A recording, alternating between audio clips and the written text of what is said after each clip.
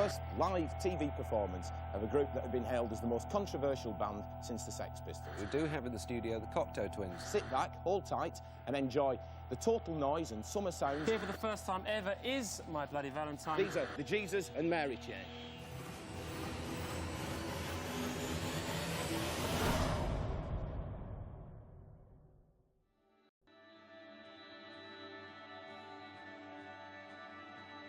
Cocteau fever has hit, and guess who has it? Happened to drive down High Street about 7:30 this evening. You might have seen some people unlike most you normally see on Columbus streets. What we are at and what you're about to see is the Cocteau Twins, a concert here. This is one of the top bands in England. Critics say that this band is going to be influencing mainstream rock and roll music for years to come, but right now it's fair to say that they are a favorite of the underground set.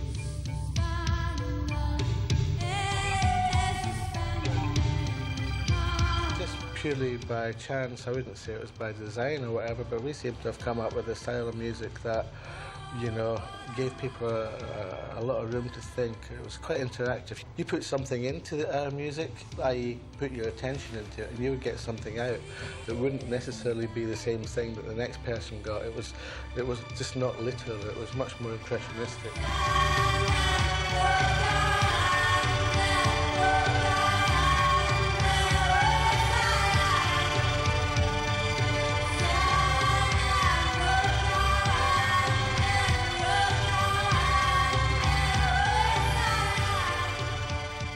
Well, I have to say I'm a huge fan of the Cocteau Twins, and I think it's because of two things. First of all, Robin Guthrie's guitar sound, which until I'd heard that, I don't think I'd heard anything like it before, that sort of shimmering guitar sound that, you know, is just obviously so unique to the Cocteau Twins. And then, obviously, Elizabeth's voice, which is pretty unique as well. Of course, Liz, you know, is, I think, most probably one of my favourite singers of all time, you know, and there's something just so otherworldly about her that you can't quite put your finger on, and I don't think she can quite put a finger on, and that's what makes it really brilliant. Yeah, I think because she doesn't actually realise how brilliant she really is.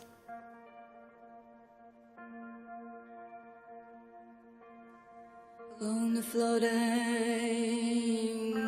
shipless oceans, I did all my best to smile till your singing eyes and fingers drew me laughing to your eye, and you sang,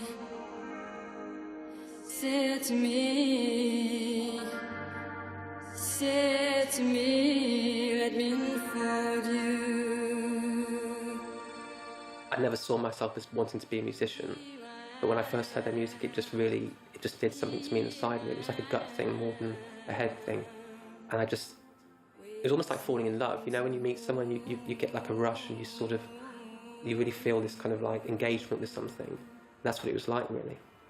Just incredibly beautiful, and it didn't sound like anything I think I'd ever really heard before. And I think it took a few listens to really kind of figure out what was going on, you know, and get your head around the fact that they were vocals, but that there weren't actually any kind of words you could really recognise. You know, you might recognise the but yeah, so I guess I was pretty blown away. The first time I ever heard the Cocteau Twins, I think there was a club in Chicago called Medusa's, which was sort of an all-age club, which was really influential to a lot of Chicago music in the 90s because Ministry would play there, and that's where I first heard New Order and stuff like that. And I remember just thinking, like, that's so strange, you know? Like, it didn't sound like any music that I'd ever heard. I mean, I really fell in love with the sound, you know, which kind of like went on. I mean, it was as much Lizzie's voice as Robin's production. The two were just kind of like seamless. And I was always really intrigued as to how, like, they made it sound so effortless. That's what attracted me the most. It was kind of the first time I'd heard this, you know, I mean, it's described in various ways, and it was ethereal and all the other adjectives, but it was really sensuous. It kind of drew you in and was effortless, and you just found yourself just immersed in this sound. And I played the Cocteaus like relentlessly. I mean, they were, you know, when you get to a period and you just play the same albums over and over again. I mean, I could probably play most of Treasure, and I've never sat down and learnt it, but I know it so well. In fact, that was the album I played as I was getting ready for my wedding. I played to myself as I was getting dressed on my wedding day. Because it's it's the most romantic sound I'd ever heard.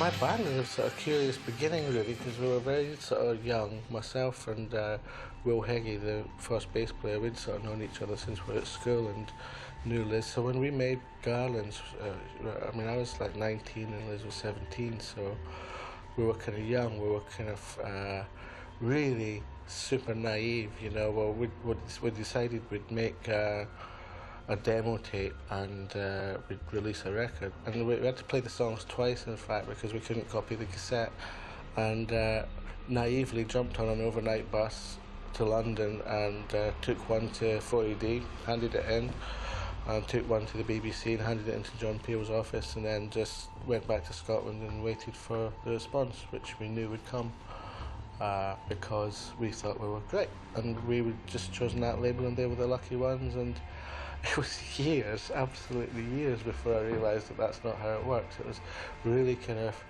blind, youthful, naive stupidity and total self-belief that what we were doing was just great and different and exciting and vibrant. Well, of course, Robin Guthrie was in town in London to see the birthday party played. They'd just come down as fans to see the birthday party played, and they had a cassette which they stuffed into my hands, or Robin stuffed into my hand, literally just sort of passing him. And that's the first time I ever heard the Cocteau Twins, and the extraordinary thing was that you could barely hear Liz on there. I mean, yes, there's this thin reverb voice behind all of these guitars, some sort of natural tape compression of the thing live to tape was going on. But you couldn't hear, but I really liked it, and I invited them to come down to London to record a couple of songs.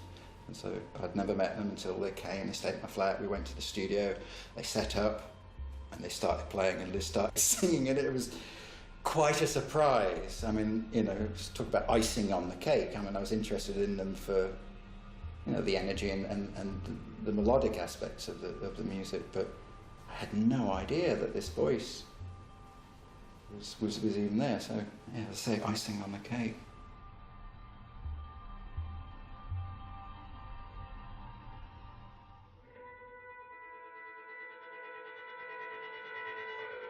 Why are people so excited about you? Because we're so good. Is that so? Because we're so much better than everybody else. Because so many other people are complete rubbish. That people have got to pay attention to us. It's pretty obvious, really.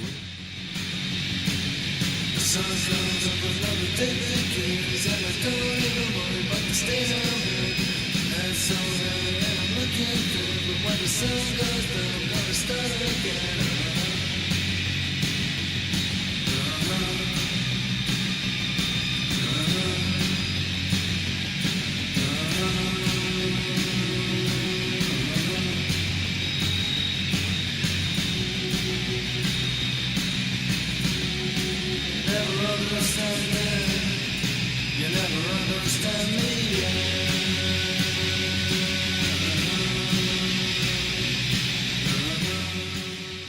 We used to always say something like along the lines of, if Nancy Sinatra had Einstürzende Neubauten as a backing band, that's kind of like how we want to sound.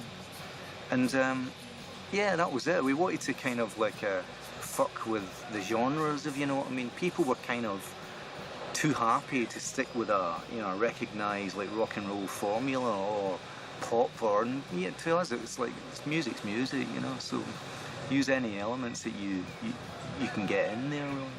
When I first was hanging out with Jim, we were in a band together and William was doing his own thing. So it was like, and Jim had a couple of songs like Upside Down and Never Understand. And so me and Jim were a group, try to find some other people, and then eventually Jim just said, oh, well, William's going to be in the group, and brought a whole bunch of other songs. And that was not long before we did our first gig. Yeah, I didn't really want to be the singer, neither did William. And I think what it came down to is that he could play guitar slightly better than I could, which was like he could play guitar hardly at all. But he could just about hold down a bar chord, and we had a gig coming up, so somebody had to do the guitar work, somebody had to sing, and then it just kind of happened that way. Tried to get a gig in some club in Glasgow, and the guy didn't want to put the Mary chain on, but he happened to know Bobby, and he didn't. He said, here, there's Sid Barrett tape for you if you want it. And then Bobby luckily come to tape over and listen to us, and it had our name and address and phone number on it, and Bobby phoned us up. Said, I've got this mate, Alan McGee, and do you want me to send him your demos? And that's the rest is history. Me and Alan were lifelong friends. We're friends since we're teenagers, and I'm both into punk rock. I sent him the tape, and I said, I think this band are amazing. And I knew he had a club. We went to do the sound check, and then we just exploded, and I was screaming at William, and McGee had just walked in. We'd never met him before, and he just walked in and seen these two guys that were like sort of going for each other, and then we sort of just plugged in, made this racket, and it must have sounded like, I don't know, like free-form jazz music or something like that, but he thought it was genius, and he just walked up there and then and said, I love it, I'll do a 3-album deal with you. And we're like, who the fuck is this guy, you know what I mean? But there you go. I think the beginning of creation was that we tried to sort of marry kind of like punk rock and psychedelia. That's kind of really what we're trying to do. It was really no more complicated than that, really, to be honest. It was like, you know, with no idea that it was going to be like a 17 years kind of record label.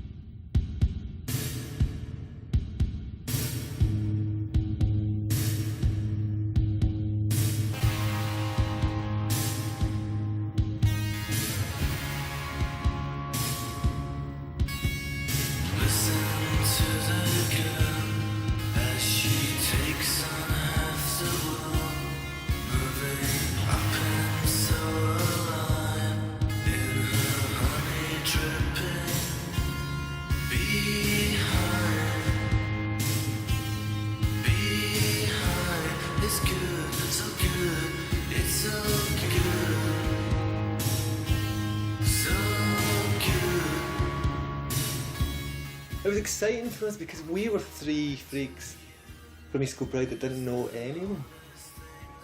We had no support system musically.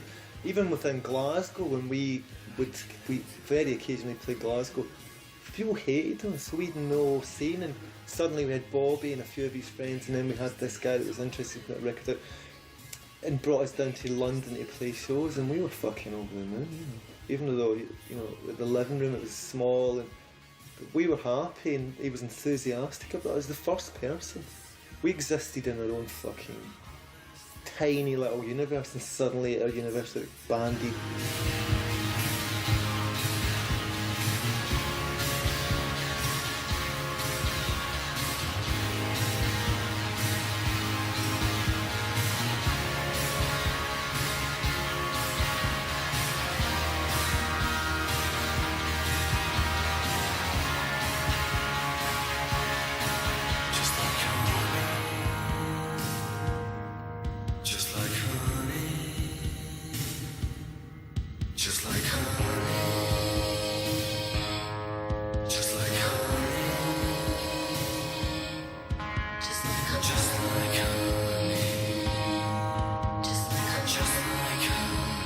I remember Douglas saying to me, it's really, he was 18 and he said, it's going to be great, man. He goes, we're going to go to Germany was we're going to be like the Beatles, we're going to go to Germany dressed in black, like I'm going to come back, I'm going to be rock and roll stars. That's what he said to me. And you know what, it kind of did harm. Because when we come back, Alan had released Upside Down, and people were going crazy for it, you know, saying that the Jesus Mary Chain are the new Sex Pistols, and it was mad, you know. So when we left, we couldn't get gigs anywhere, and when we come back, you know, the NME, Sounds, Melody Maker, you know, camera crews from the TV, you know, crazy sold out gigs, riots. It was amazing.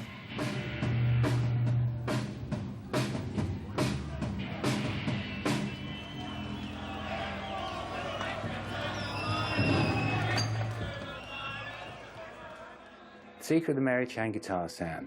That's William, really. And it's William and Jim. It's what they do.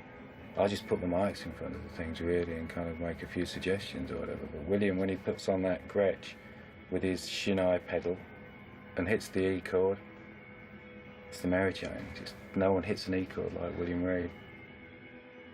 It was like based on our entire sound on that first pedal that this bloke down the road sold us for a tenner or something like that. That was it. That was our guitar sound in that pedal. Just to listen to William's guitar every night, and it was what he was doing was free form. It was different every single night on every song.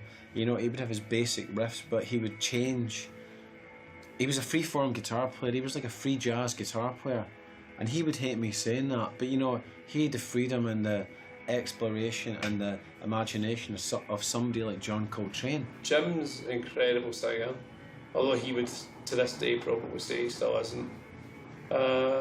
William was probably the main inspiration behind that whole scene of bands. Do you know what I mean? You know, even though Kevin Shields made better records than the Mary Chain made, Kevin Shields comes from the Mary Chain. It's a pity William was such an unlikable individual.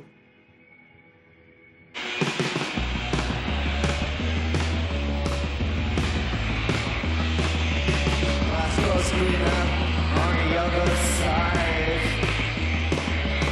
almost here on the other side. I'm watching, I see too much. Everybody, my face in my head, close too much. My spirit, my soul, there's something inside my hole.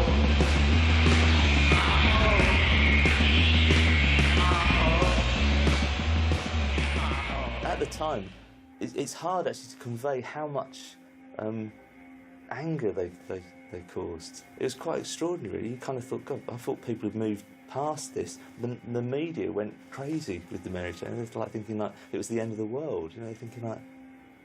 But they played up to it. They did a really good job. I mean, they had a year where it was just relentless.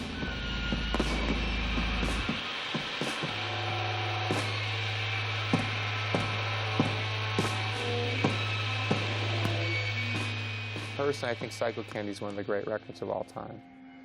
That was such a hugely influential record. I think that was one of those records where everything that came after it seemed to get loud. Because once people heard that, where it was Dinosaur Jr. or whatever, it was like everybody just turned up to some other insane level. I love that record. I listen to it incessantly. And then to actually see them live, it's like that moment, that band is very like frozen in my mind. I remember when Psycho Candy came out, it inspired me to make a record that had an identifiable sound. I didn't do it, but I thought, I wish I had a sound like that. As soon as you hear one song, that's Psycho Candy. You know what it is, you know? But you can't stay that way, you know? I don't think a good band can keep putting the same record out over and over again, and they certainly didn't, and they turned into something much different. After Psycho Candy, I don't know, we kind of probably got a little bit too uptight about what to do next. I mean, a lot of people were saying things like, you know, never follow up Psycho Candy, they should split up now because they're going to blow it. A lot of people were talking about the noise, the riots, violence, and we sort of thought, well, maybe people should talk more about the songs. So we made a record where people had to talk about the songs because the noise had gone. It was just like you couldn't help but notice that this was an album stuffed with good songs. In the barren land of the 80s, they were doing something kind of noisy, which was great to hear, but for me, they just got better and better, and I love the Stoned and Dethroned, Honey's Dead, and then Monkey. I think I Hate Rock and Roll is the greatest rock and roll statement ever, really. I think that's possibly one of the greatest rock and roll songs, you know. William Reed just really pissed off at everything, singing I hate rock and roll, and all these people with nowhere to go, you know. I read in the papers that you've been described variously as the best new band in the Western Hemisphere and also the worst. How do you react to that? Don't fall for it, William. He's already asked us these questions. He's trying to get you. He's trying to get you to contradict what you've already said. My favourite colour is gold.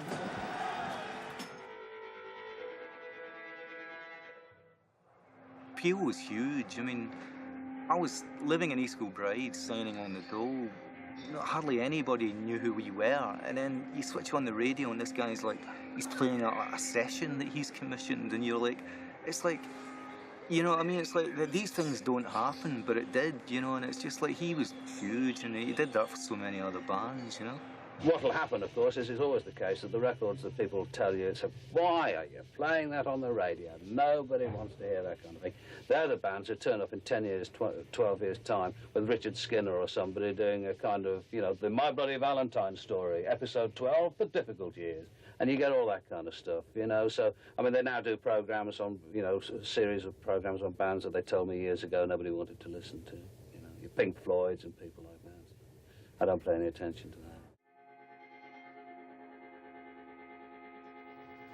What does your music reflect? Reflect? I don't know, it's just... we don't know.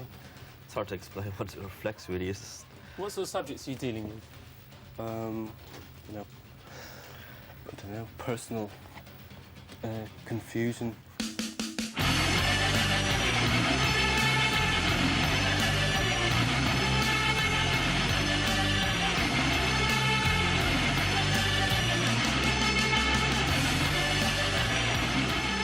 When we started and we got the name, it was like a kind of, it was just our old singer Dave, and he just said, put it on My Bloody Valentine, and we sort of smiled and laughed a bit when that sounds pretty funny. And then we just went, yeah, and in the same conversation we were like, should we leave the country? And we were like, yeah, that seemed like a good idea. And then 6 months later, or less, we were gone. I came to play My Bloody Valentine because an ex-girlfriend of mine was a singer in a band in Berlin, and the Valentines, they're from Ireland initially, and they'd gone to Holland and then they ended up in Berlin. And then they said they were coming back to London and asked her if she knew any bass players in London, and she just said yes, get in contact with Deb. They never actually told me I was in the band.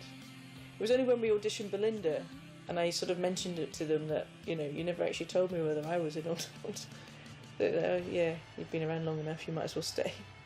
I always loved them right from the beginning. Not everyone did, you know, not even increasingly, but not rated. They didn't get signed till later, and it was almost as like an afterthought.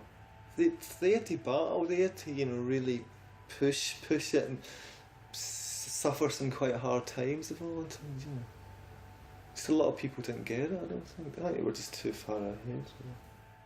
They seem to be taking what was really, I guess, a bunch of noisy guitar stuff, but giving it kind of an ethereal, crystalline beauty to it. And a lot of people hadn't done stuff that you would call beautiful music. It's volume. You turn something up loud enough, and it's all the harmonic frequencies start getting all blurry, and then you hear like these ghost notes and these weird harmonics in the music that you wouldn't hear otherwise.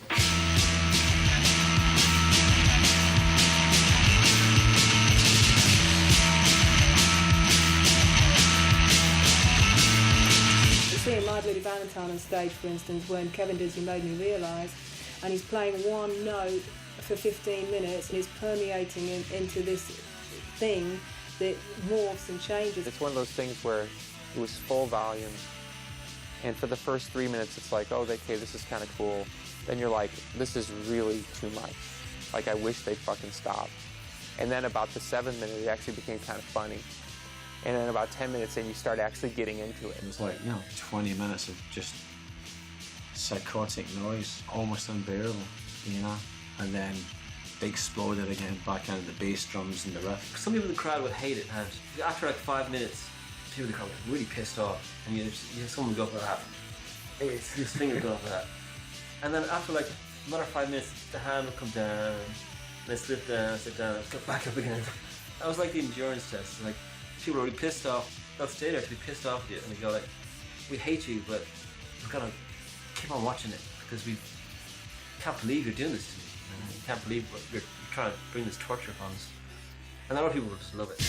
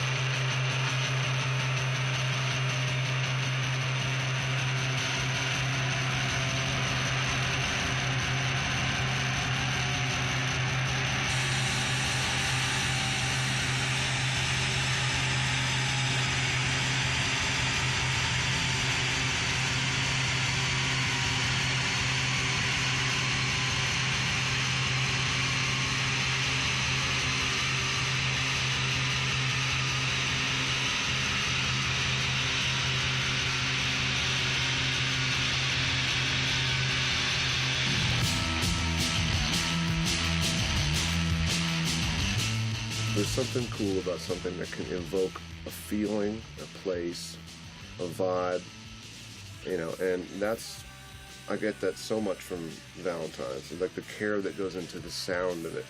You know, a record that can make you feel like you're high or you're underwater. There's an abstract sense of tension or beauty, and there's few artists, I think, that can really achieve that sort of thing. The sort of sound of things being a bit muffled and a bit kind of that kind of fluff on the needle sound, and things are a bit dull, and it just comes from not. It's just how it mainly stems from the fact that most people have got used to really bright music, because that's the kind of music that initially comes across best on radio and TV, and when we make records, we don't take any of that into consideration. We haven't yet. Loveless. The moment I heard it, I think I listened to it 3 times in a row. I just stopped everything, and I've done that to a handful of albums in my life. I was just completely and utterly blown away by it. I couldn't. It was one of those records that you'd waited so long, you'd gone past the point of even thinking like it can't possibly be anywhere near as good as everyone thinks it's going to be, because it's taken 15 times longer than it should have done. And then it went on even longer, and you thought, it doesn't really matter. I'm not even fussed about hearing it. And yet, the first time I heard it, I thought, this is so much better than I ever thought it was going to be. It was just like one of those moments that you think, I wish that came around at least once a year, not like once a decade. And there's always been, and it will always be, my top 10 albums of everything I've ever heard in 40 plus, almost 50 years now. It's like, it's that big to me.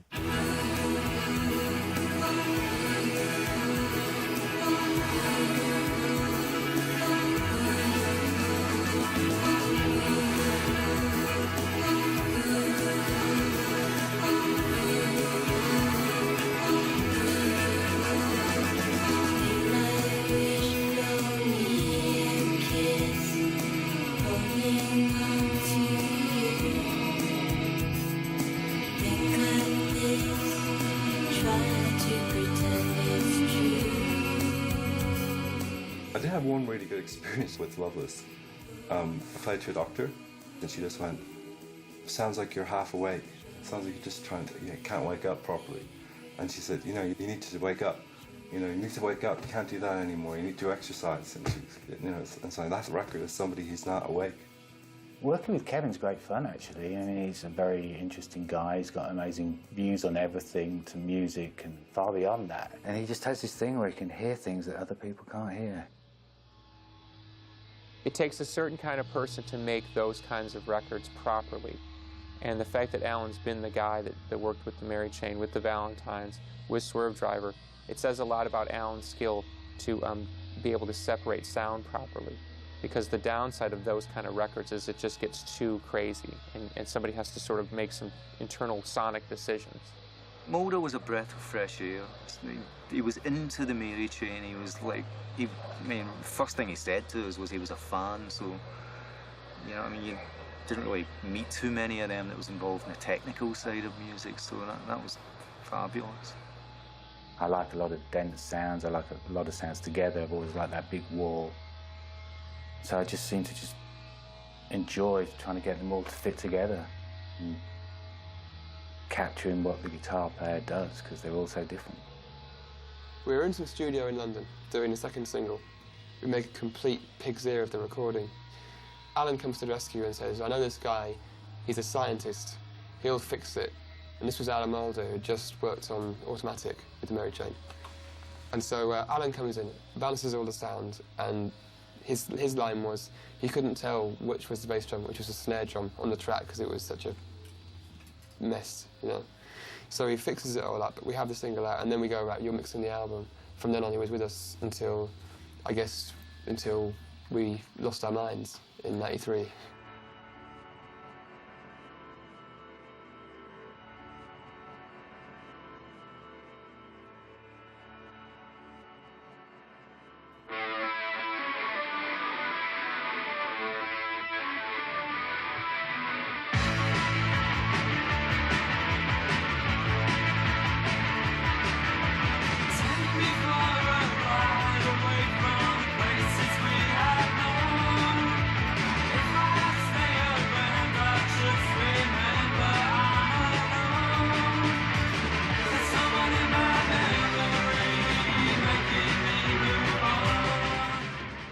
Any band that's starting, you know, you're going to basically just go like, that was the band that we love, right? So let's sort of make it sound a bit like that. And then, you know, but I think what we all realised in time was that we could actually write sort of poppy songs as well. And there was a sort of harmony thing that I was really into, and melody, and that kind of gradually grew.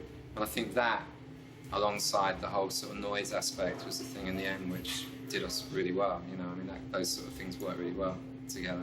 Ryder were a fantastic band, actually. I mean, probably of all of them, around for that short period from like sort of 90, 91, 92, 93, they were my favourite band. I mean, one of my favourite bands of all time. Live, they were absolutely brilliant.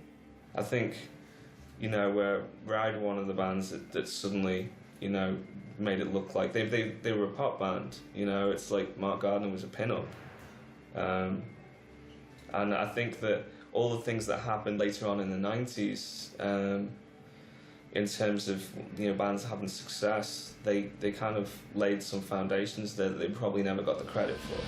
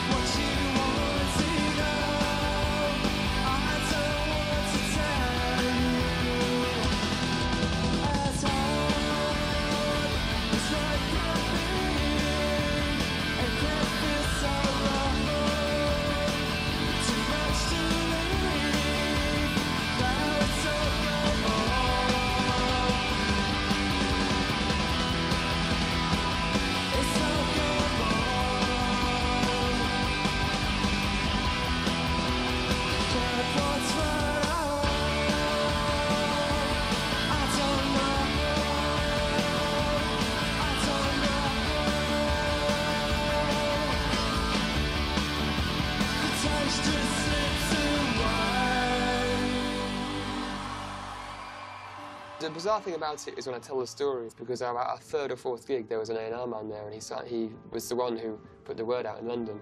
And then, you know, 6 gigs later or something, we had a record deal or something. I don't know exactly how fast it was, but it was a bit crazy. It was obviously fast, and a lot of bands work very hard to get to a certain position, you know, and they do a few albums before they get recognised, whereas, you know, literally our demo essentially was released.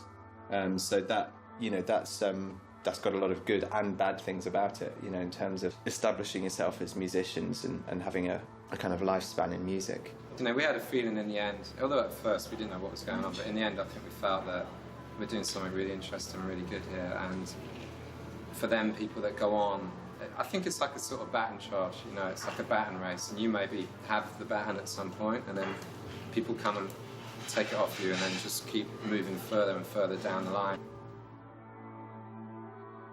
Those first 3 EPs that Slow Dive put out, I think, are probably, they define that era for me. Absolutely beautiful, absolutely beautiful.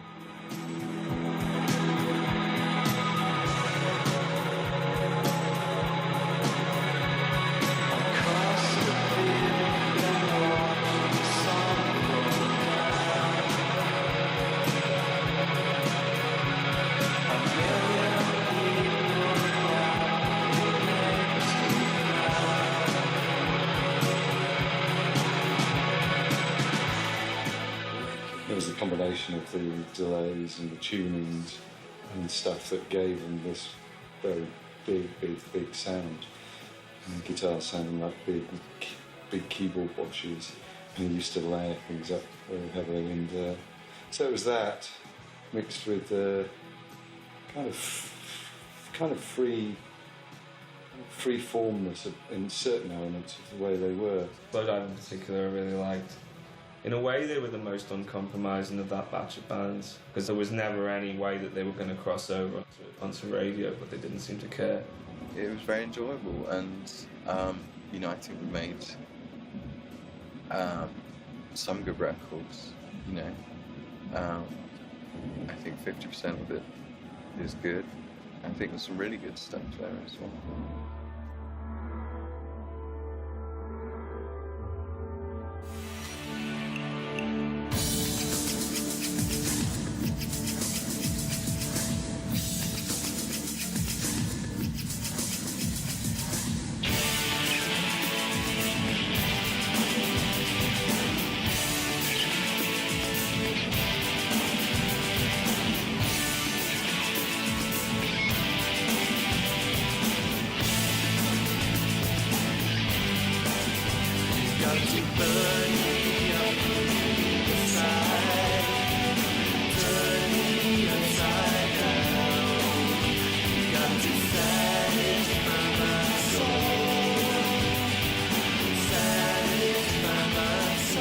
What I loved about Chapter House the most, and still really love about their music, is that they went very far and probably much further than any other of these bands in terms of merging electronic and more guitar-orientated aspects that are coming out of that tradition.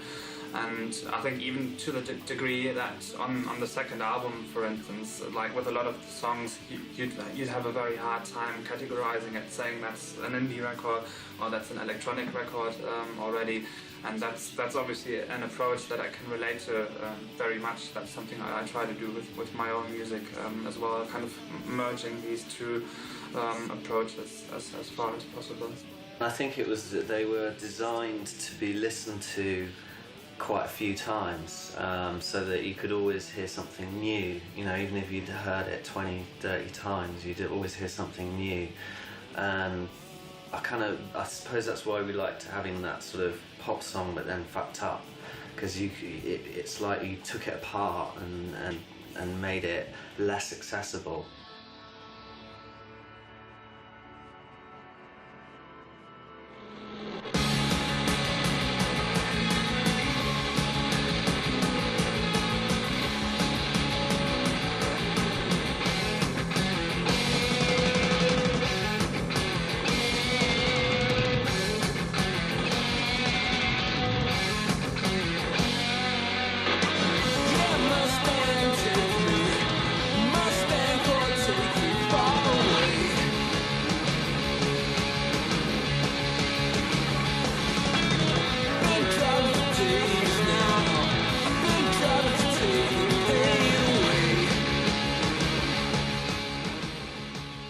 The 80s in England, or probably everywhere, was kind of a barren land in some ways. You know, Echo and the Bunnymen were pretty cool, whatever. But you know, a lot of bands were reaching back for something noisier, you know, but not something retro. And I think when we started, we thought this song's a bit Dinosaur, this song's a bit Sonic Youth, whatever.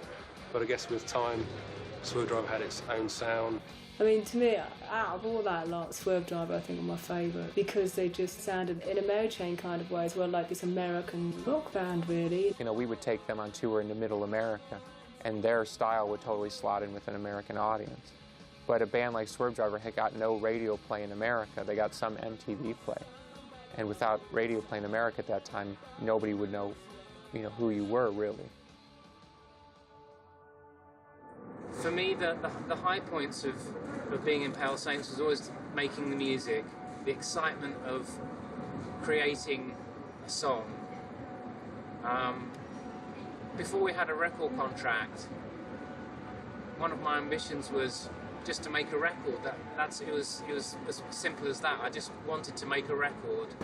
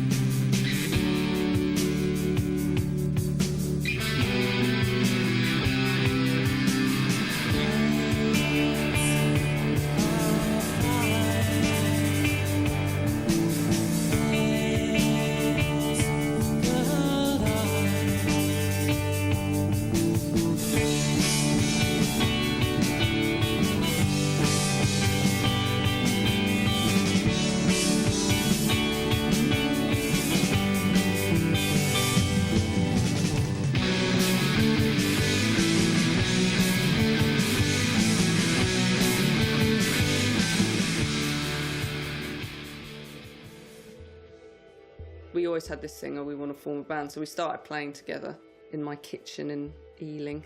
But then Mickey, we were both at college at the time, and she met Chris Ackland, Muriel Barham and Steve Rippon at her college. And that was when we sort of said, oh, we can actually be a band now and start playing gigs.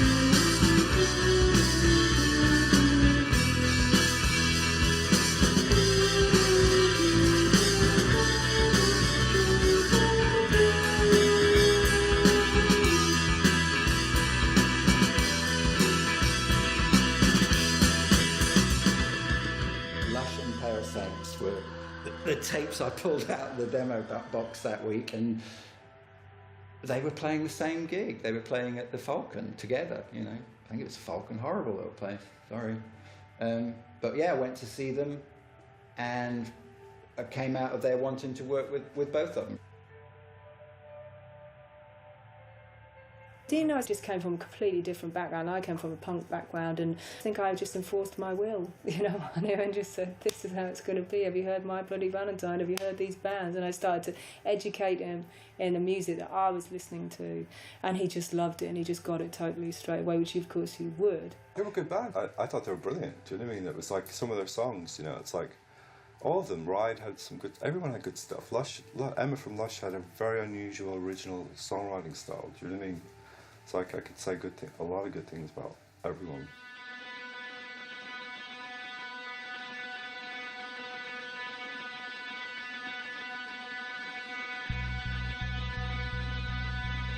It just seemed to me like that it was kind of like the 1960s again, where the suits at the labels didn't have any clue what was happening, and they were signing anything and throwing it against the wall to see what would stick. And we completely got in there and took advantage of that to a huge extent. So, there was lots of good, interesting underground music, and everybody was getting signed for hundreds of thousands of dollars. So, it was actually really good,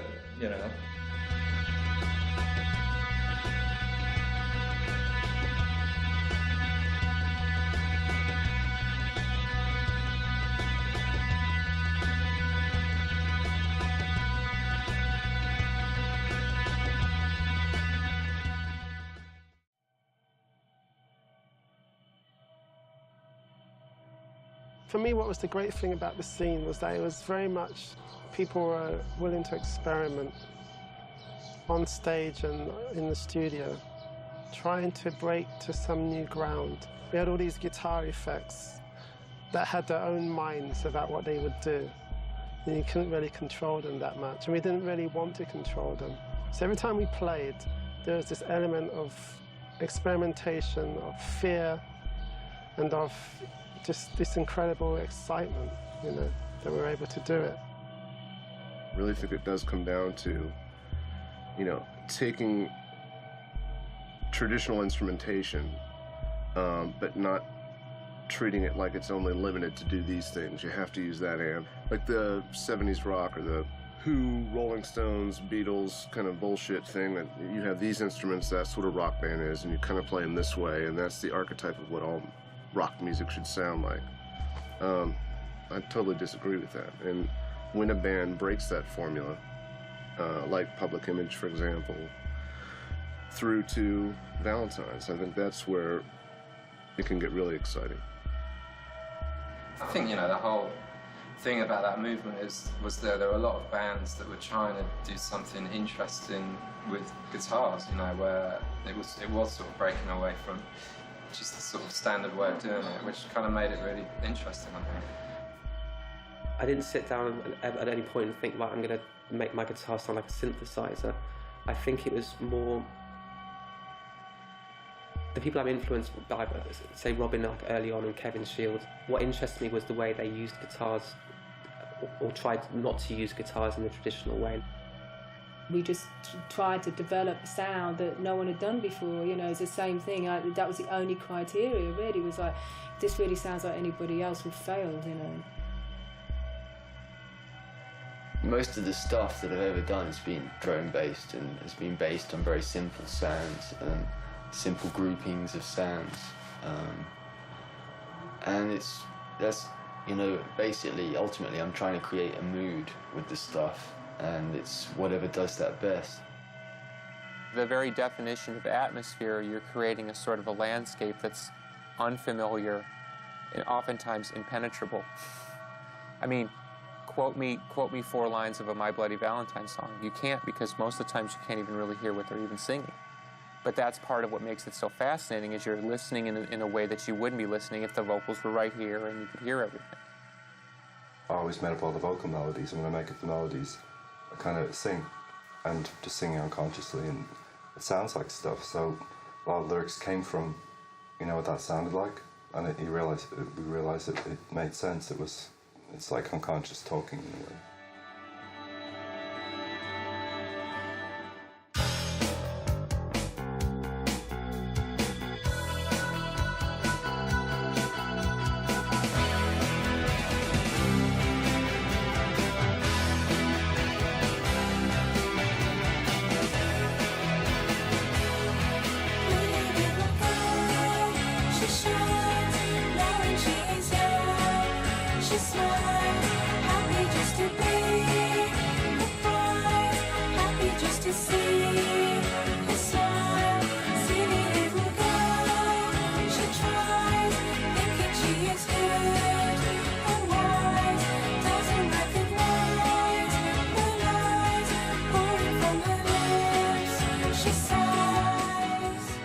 They didn't make any issue out of, you know, the women in the bands in Slowdive and in My Bloody Valentine, and they were past it already. They were accepted as equals. You know, Deb Gooch was in the band because she was a great bass player, period.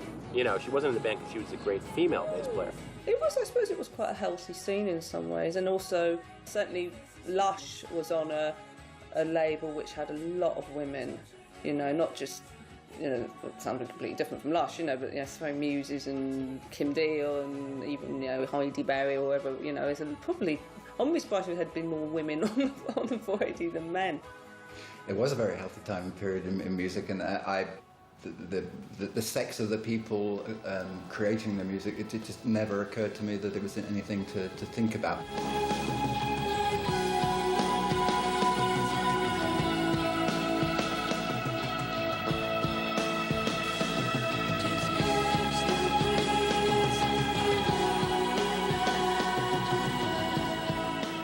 Rachel used to sing most of the stuff, but I think there was a few tracks that we would sing together, and I always just loved that kind of sound and the way those vocals were layered, and probably Sonic Youth was a big part of that, and also you know, obviously My Bloody Valentine as well. You know, just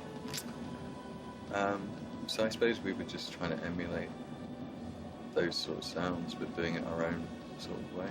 All I know is in the whole world that we were in, there seemed to be as many girls around as guys, like in the indie world, if you know what I mean, or whatever. And then that, you know, when Nirvana happened, it just, and Britpop happened, Oasis and Blur, it was just a reaffirmation of the old energy. Kevin, he had this whole thing about combining male and female in terms of, like, I think the aggression in music was male, but the melodies and the softness in the vocal was female, and he was merging it, you know? And somewhere in there is the secret of My Bloody Valentine, I think. Or not the secret, but the essence, you know? Combining male and female sexuality or, you know, spirits or whatever you want to say. I don't know, but that's because rock and roll's normally like a real male aggressive thing. I think it's weirder when you see things being so male dominated. That seems stranger. I remember with people like Dinosaur Jr. and Sonic Youth and My Bloody Valentine and all these, it's like you simply hold your guitar and you turn it up as loud as you can and you try not to look at the audience and you say, we're doing something up here that we're not sure of. It was all kind of anonymous. I mean, we never had our pictures on the record covers or anything, so we obviously didn't think it was that important. We wanted to sort of concentrate on the music. I was always hoping one day I might get to do a single. It's my kind of only real driving thing in life, going back to the accident of actually doing a single.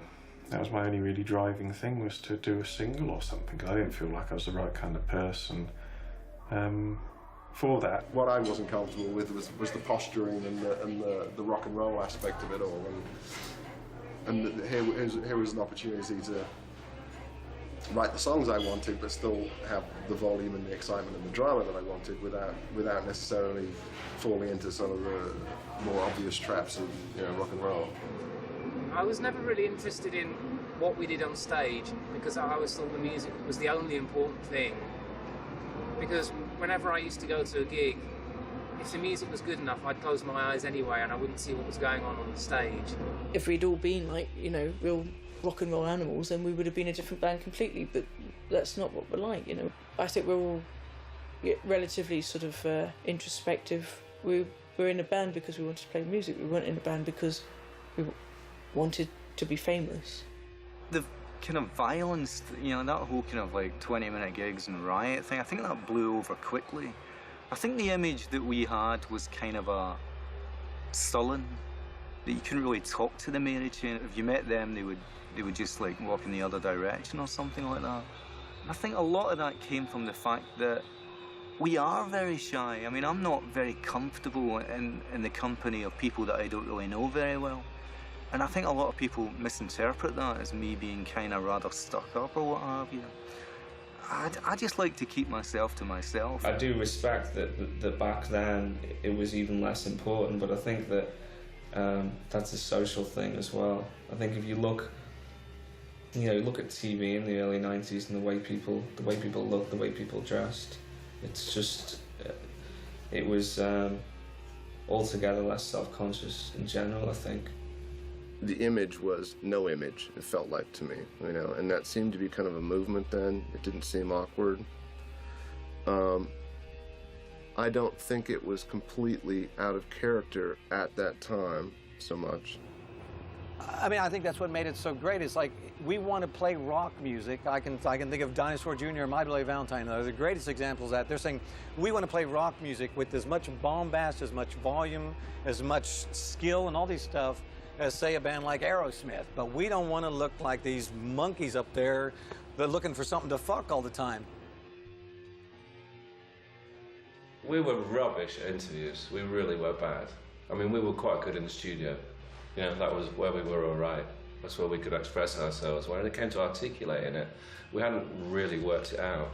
And we just used to kind of freeze up the moment the red light went on. We kind of like, we'd think it was a battle between them trying to catch us out and ask us tricky questions. So we would just kind of clam up and say nothing. When they would come to interview us or something, they weren't quite sort of prepared for that.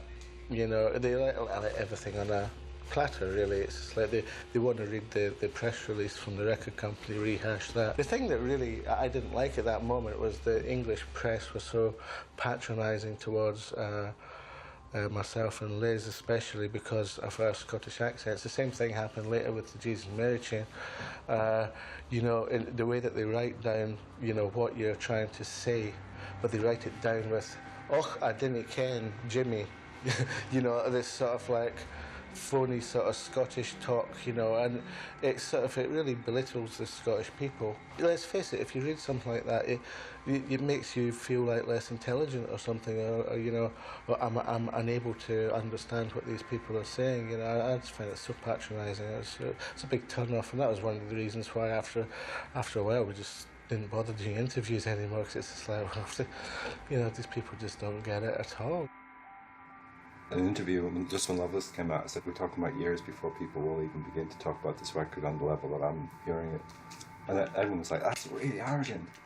And yet at the time, it's in retrospect, once I was right, but I wasn't wrong either.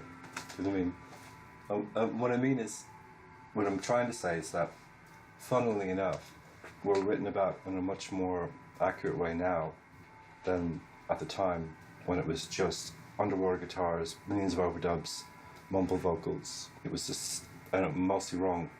You know what I mean? They weren't really true.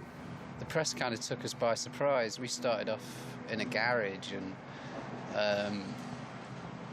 ended up with everybody's writing about you every week, and so we didn't take it too seriously. It was all more about what happens in the rehearsal rooms and in the studios and between us as people and stuff. But yeah, we got a fair share of backlash as well. We got a fair share of that, but possibly not as much as some. At that time, everyone seemed to like each other. Everyone seemed to be supportive of other bands and name-check other bands, which was a bizarre period in musical history. I'm sure the NME really hated it, but because there wasn't really the slagging contest that you got with, that you get with other bands that you get now, where everyone's backbiting.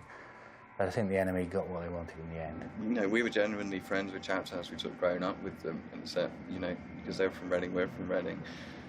And Ride were from Oxford, so we kind of got to know them pretty early on. And the bands did hang out together and they did tour together a lot. When the press inevitably kind of clumped it all together, I think everyone was probably trying to sort of distance themselves from one another, and inevitably it meant that in some ways tensions were created that didn't need to exist in the first place. There is always an element with UK press of the, they'll big you up massively and then kill you. They were close friends with each other. They were very middle-class kids, which was always a knocking kind of thing in the UK, that element of class kind of thing. A lot of people really, I suppose, were kind of trying to be above the press as well, even though the press was massively important. Actually, it's a lifeline of a lot of these bands because they weren't selling. I mean, Ride did sell. They did Top of the Pops. I saw them do it a few times, and they did sell. And maybe the more kind of commercial end of it. But I can't actually remember reading some of the Ride or wimpy kind of things. But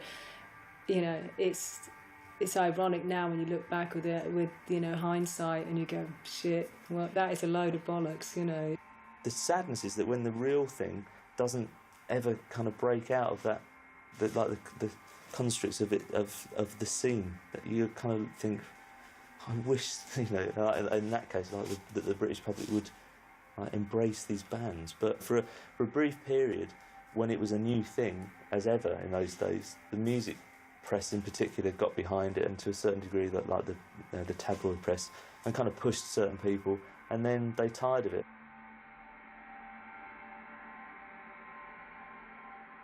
When you're in the middle of an effortless rise, you don't think you have to change anything to keep going. You just think, well, we're doing exactly what we want. No one's telling us what should be the single. No one's telling us anything. We're just choosing what we put out, what the sleeve looks like, when we tour, what gigs we do. It's all down to us, so let's just keep doing that.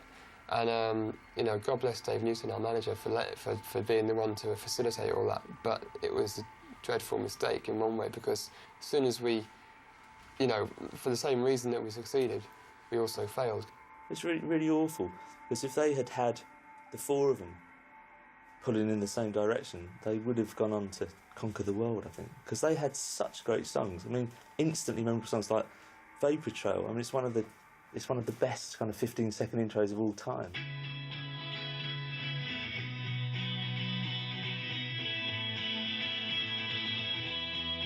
First you look so strong, then you fade away. The sun will blind my eyes. I love you anyway. I just remember feeling that we were playing in the Royal Albert Hall, and it was the first time that, maybe I'd thought about it before, but I remember looking at people in the audience and sort of feeling that maybe they actually now know that something's kind of not right. You know what I mean? And it was just, I mean, the gig was good and everything, but I could just then, it was that sort of time that I could see that this wasn't going to last forever. Well, we had some really tough times, like over a year or two, 92 to 94. I mean, we had a lot of rows, and we had a lot of just times when I thought that I was going to walk out or he was going to walk out. But then, when it actually happened, it was a big surprise, because we were partway through making an album, and it was an album that I thought was going really well. But we were going to have a completely normal, like, get-together. We all had to sign some lawyers' papers, so we were going to meet at Dave's house to do that. In this run-of-the-mill kind of meeting, Mark kind of says, "Oh, I can't sign that paper because, well, I can't sign it." And Dave was like, "Well, why can't you sign it?" I said, "Well, actually, I'm leaving." There was a choice of shall we go on or shall we not, I remember very clearly saying that we shouldn't, because it was a kind of all or nothing, and we're either all in this or we're not, and if somebody's leaving, then I don't think it should carry on.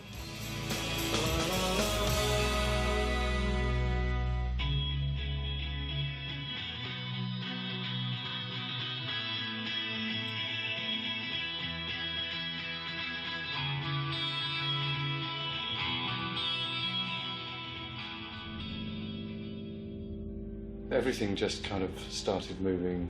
You know, it was kind of, the curve was a little bit that way, and then at a certain point you kind of felt, okay, this is going to stop sometime soon.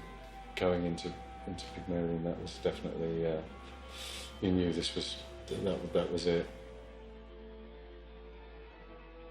I think the tour that really did it for us was that last tour we did, which was with the Goo Goo Dolls and the Gin Blossoms, and we were going on at like 7:30 when the doors opened, and even our fans were going, "What are you doing?" And I know, as we were like, I know, we don't want to be here, you know, and that's when you just think, you know.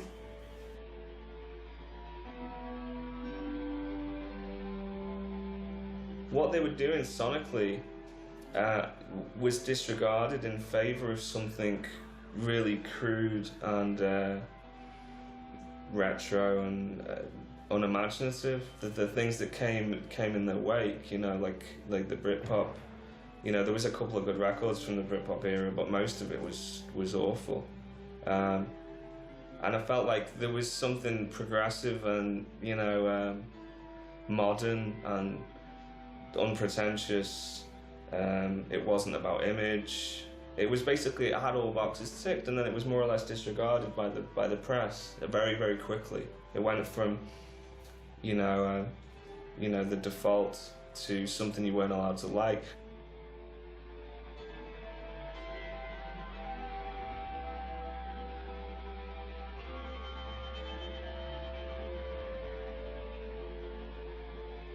It was just a mess at the end. It was just a real mess, and you know, and I really honestly believe that, you know, it could have been not a mess had there not been an awful lot of pressure. My memory of it was a difficult time for everybody, because it was that weird moment where, you know, they were sort of on the verge of success. They were actually sort of breaking through on some level, as high as you could break through, say, at that time in the early 90s.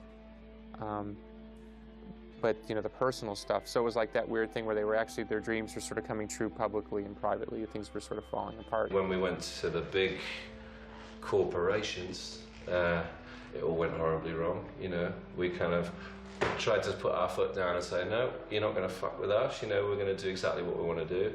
And which is quite right, but of course it had the effect of alienating everyone that worked in the company.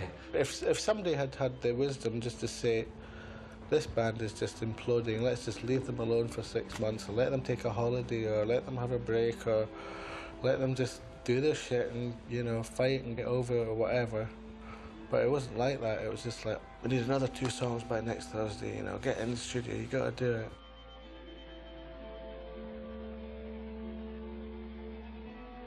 You know, I mean, with the Mary Chain story, it was never boring, you know what I mean? We didn't just like fizzle out, you know, we went out with a bang, you know? It's sad, it's my life, you know, and those are painful memories. I mean, that's my brother, and we couldn't stand each other at that time.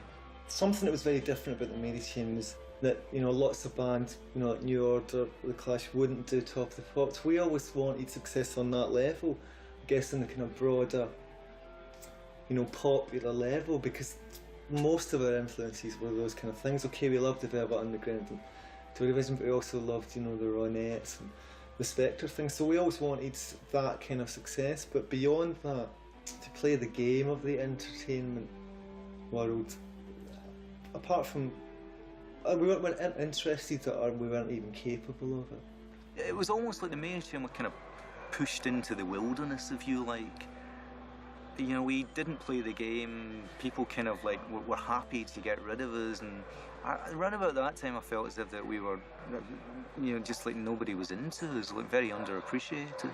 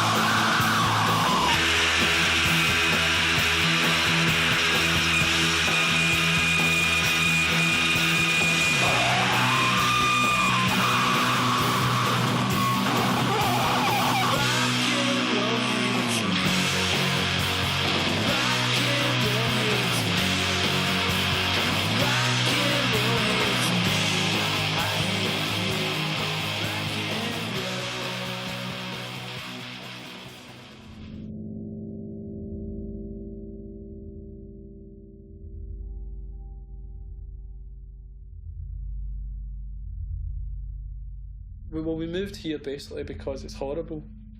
And like, how can a band come in and ask you for £100,000 when you live in a horrible place like Hackney? Does it work? Oh yeah, you pay them 2 and sixpence and they sign for 22 years. I like Alan McGee as a human being, but as a record company guy, he was absolutely bloody awful. Do you know what I mean? He fucked everything around. We never had any money. We never had any resources. I don't think I enjoyed Creation, to be honest. I think it was like, it's a bit too studenty for me, too student rock. You know what I mean? You know, it was a bit all the kind of people involved in it were all like kind of fucking students, you know, and then all like you know degrees in fucking philosophy and bollocks. It wasn't really where I get into music. You never knew what the fuck was happening from one direction to the next, and always was a year behind where we were moving, or 6 months, and. So very quickly, I was perceived as difficult because I wasn't capitalising on anything. I mean, Kevin sort of believed his own hype, really, to be honest. You know, that kind of like, it was kind of sad, really, you know what I mean? You know, because it's like the papers were telling him that, you know, that he was God's gift to music. When he realised what it was, he got very, very into it. And we came to the studio in January. We didn't really like him being around. And then we did another session in April, and then we were like, you know what, you can't come to the studio anymore. You actually totally kill the mood. Do you know what I mean? All you talk about has to be the biggest thing. It's all about bigness and best, and so he was banned from the studio. And then when we started Loveless in September of '89, they were already Creation were banned, and that's when already the relationship was in trouble. So only thing we could have done to keep them happy was to make a record really quick and cheap and then sell loads of copies, but we didn't. People were talking about it as if it was like Beethoven's, you know, like 7th or 8th symphony. It's about like, no, it's just some guy that can't finish a record that took 3 years. When we finished, he came down and listened to Loveless in the studio and went, it sounds like a very expensive record. That's all pretty much his only comment. And put it out, and he had nothing to do with it. He didn't promote it, did nothing, and that was it. Fucking Loveless. Loveless is just fucking overrated, man, you know, at the end of the day. I put it out. It's fucking overrated as fuck. He remembers it, and plus he was a massive cokehead. So he was totally on drugs and he couldn't control it, and everyone liked it. And so his emotional scar from that is huge. I barely listened to it because I hated the cunt so much at the time. Yeah, the last thing I heard was that Kevin had said something about Alan McGee in the press. So Alan McGee decided to let Kevin go. So he just gave them up. So then they were free agents. They weren't signed to Creation anymore. And then the last I heard, they'd signed to Island Records for quite a bit of money, and then there was silence. You know, it's like you sort of just believe in this thing, and you go along kind of believing in this thing, and it takes on its own life, and nobody's sort of big enough to kind of control it in a way. So yeah, we were completely dysfunctional as a band, as people. And it got worse after Loveless. I mean, after Loveless, we signed to Island and we built our own studio, didn't do anything, and went completely and absolutely AWOL. I got possessed by something, and then it kind of made me do everything for a while, basically. And that was it. And then it disappeared, and then that was that. It just imploded. We just kind of went a little crazy in ourselves. We lost it a bit, you know. We all admit that we actually, you know, we went a little nuts. You know, we're just, you know, gotten very psychedelic in ourselves, in our minds. We had a psychedelic meltdown, pretty much. We never had the normal management structure. We never had any normal relationship with the music business, and we weren't strong enough for that. We didn't have the internal strength to do that. So by about 94, it had all just totally like just crashed. You know what I mean? And by 95, the band split. And but you know, we what we hadn't lost is we had no energy. Do you know what I mean? And no momentum. But the ideas didn't disappear.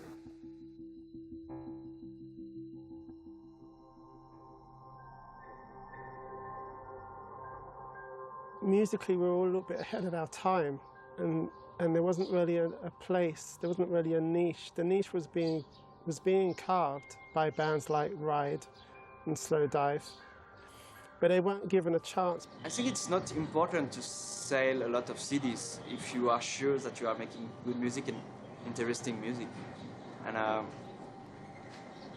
there is a lot of bands from the 80s and the 90s who does not sell a lot of records, but the music are so important for the music cultures and for the history of music that we don't care of selling a lot of records. I mean, it's hard to say. If you'd base success purely on record sales, then you'd have to say they didn't live up to their potential. If you'd base success on what people that love music and care about music think, unquestionably, I'd say they're a success. If you base it on influence, then far and wide they're a success. I see our name in reviews in like Rolling Stone, and they say this band sounds a bit like Swerve Driver, so I guess that means Swerve Driver had their own sound to a degree, you know. And you know, I guess there is a kind of resurgence, isn't there, supposedly, of bands of this ilk, you know. I don't think it's been continuous. I think it was completely, absolutely not there at all for 10 years. It seems to be sort of happening again over the last couple of years. It doesn't surprise. I mean, I just think things are circular. Things are kind of cyclical. You know, there's bands that sort of preempted us, like the Pixies, for instance, who were a couple of years before us reforming, and it's just like you can just sort of see it coming back. You know. I meet kids every once in a while, and I'm always shocked, you know, how old are you, 20 years old, what are you into? Oh, we're into Ride, we're into, you know, Slow Dive. It's like, oh, awesome, you like that stuff, you know. And I talk to them about seeing those bands and stuff like that. So I'm totally jazzed up that there's a new group of kids coming that are totally into these bands, just like I was into, you know, the Velvet Underground or something, and so it makes me excited.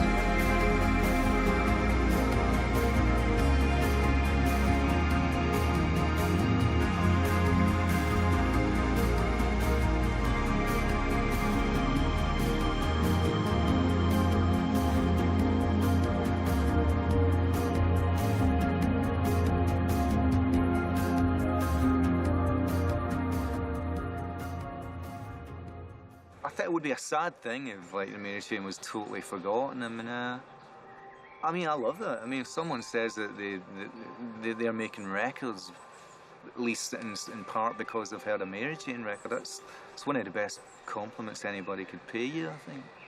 You know? I mean, that is what it's all about. You want to be one of those bands that makes other people want to pick up a guitar. Because not every band's like that. There's some bands that's just, all they're doing is they're entertaining you for the 5 minutes that they exist. Well, there's so much. I mean, it's a very, very rich history. It's a rich story. You know, it's not really one that's ever been sort of told. There's never been a book about this band or anything like that. There's so much.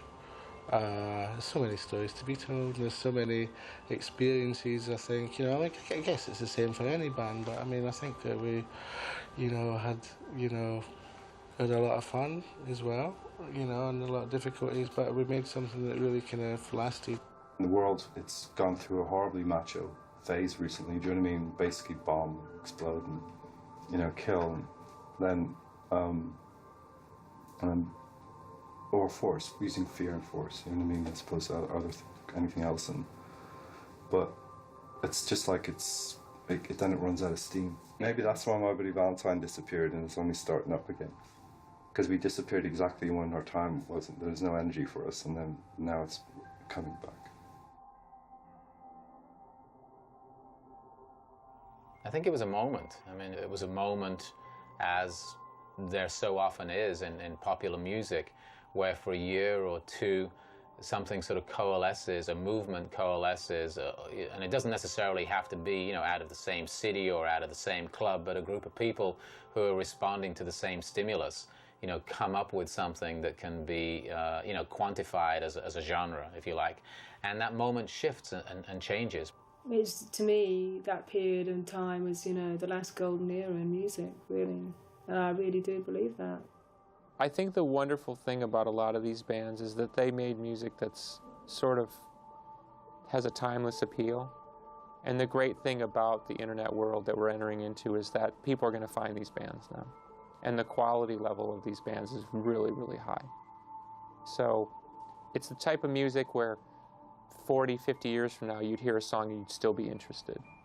Culturally, it was one of the most successful movements of the last 40 years. I mean, it had a huge, and still has, a huge impact on what, if you are in love with music, what people do now, they will refer back to groups of this era. So, I mean, in a more fundamental way, they were hugely successful.